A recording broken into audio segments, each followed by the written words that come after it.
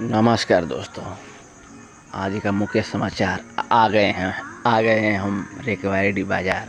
ठीक है, एक बार कर दीजिएगा मेरा इस दुनिया में एक दूसरे से शेयर करके प्रचार। ठीक है, क्योंकि दुनिया आज की डेट में बोलती है मुझे कि मैं हूँ पावर स्टार। ठीक है, एगो पवन सिंह का बहुत ही पुराना गाना गावे जा रहल बानी। ठीक बा न।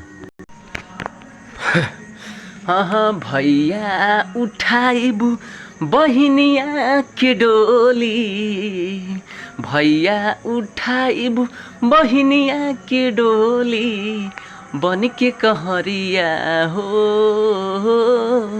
भैया उठाइबू बहिनिया के डोली, बन के कहरिया हो।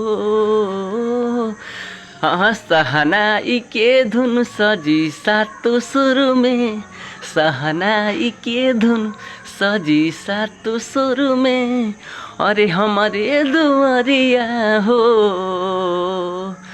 भैया उठाइबू बहिनिया के डोली, बन के कहरिया हो।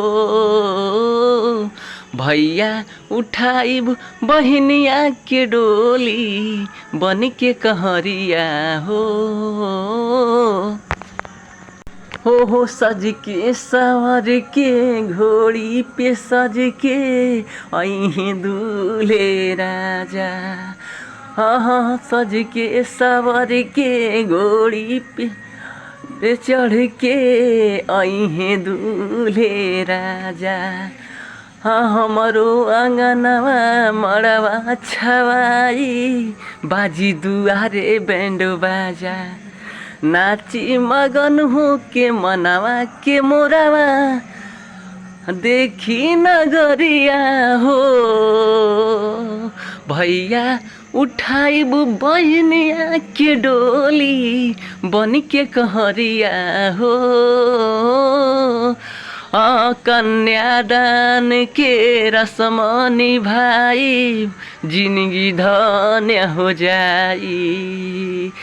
कन्यादान के रस्म निभाई, जिंदगी धन्य हो जाई।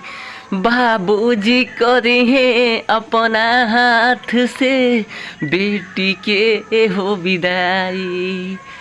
अखिया से छलकी जुदाई के लोरावा, अखिया से छलकी जुदाई के लोरावा, मिलते नजरिया हो। भैया उठाइब बहिनिया के डोली, बन के कहरिया हो।